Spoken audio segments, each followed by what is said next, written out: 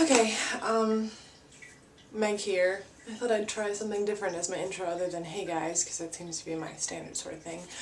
I just wanted to do a really quick video, or a really quick video clip before I get to the video of Cleo that's gonna be added onto this one, and just say, like, a couple of my biggest, like, rules, sort of pet peeves kind of thing that I see all over the internet, and if people would just kind of follow these simple rules, they'd have healthier reptiles, reptiles that live longer, that sort of thing. The number one thing that I have to say that people do not follow is a quarantine period. If you get a new animal and you plan on putting it with your existing animal, you need a quarantine period. That animal should not go in with the existing animal right away. It's bad. It's a bad, terrible, horrible, not good, bad idea. Trust me. Like, say I've got crested geckos. Okay. I have two females in a tank together. You know. I think that's one of the only animals I have that live in pairs.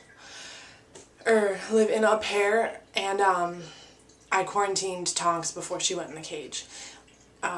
Reptiles carry a variety of ailments. Pinworms is a big one. Roundworms, entamoeba in crested geckos, nematodes, and a lot of nematodes, just parasites. Parasites, illness.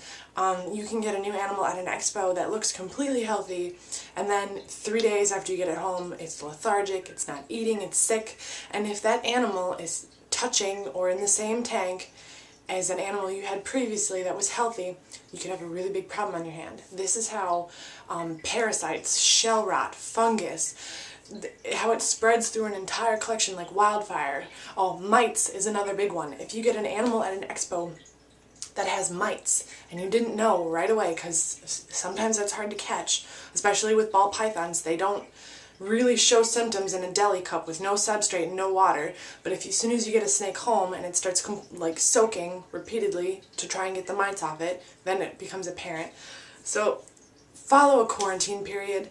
6 months is a minimum. It seems like a really long time, and it's, you know, if you want to cut it down to 3 months and get a fecal done, you know, at your vet, or if you've got a crested gecko, do some e-fix. Rakashi makes 2 products, one for nematodes, one for entamoeba, that will clear your gecko within 1 or 2 treatments. You need to treat new animals like they might have something wrong with them. Even if they're completely healthy, even if you know the seller, unless you have literally seen that animal out of the egg on up, don't do it.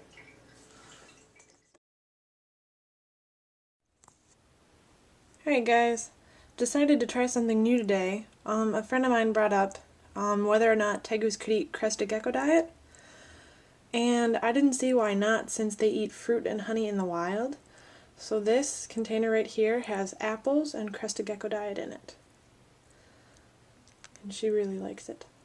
She was just eating apples. It's the first time I've gotten her to eat fruit. Aw, Cleo.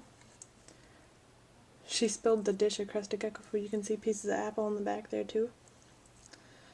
It's the first time I've gotten her to eat apple.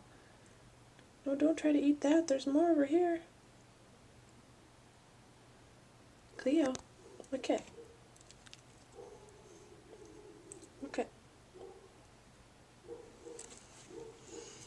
What a goof. Hold on a second.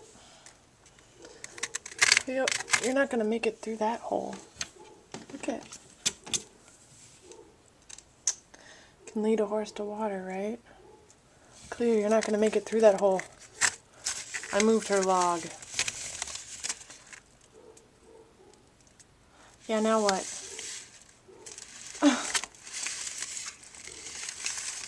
What a nutcase.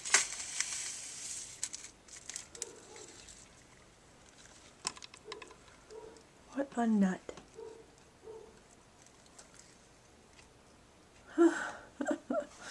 Here, let me see if she wants a piece of apple. I don't feed her in the cage usually, but this is just fruit. Want to taste it?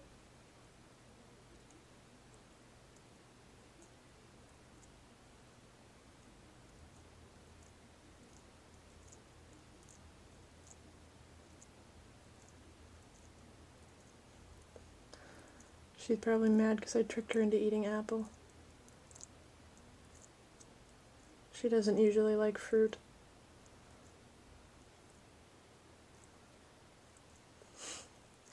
You falling asleep? Am I boring you? There we go.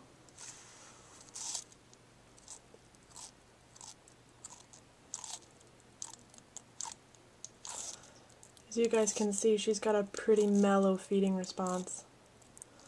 Like, she does not get all, like, snap happy when I've got food in my hands, or I would never feel comfortable doing this. She's got a decent amount of jaw pressure. And I mean, a bite from something her size would definitely hurt. You can swallow it, you big baby. I've seen her swallow whole rats. A piece of apple's giving her trouble. Bite it in half. Greedy. She'll just pulverize it. There we go.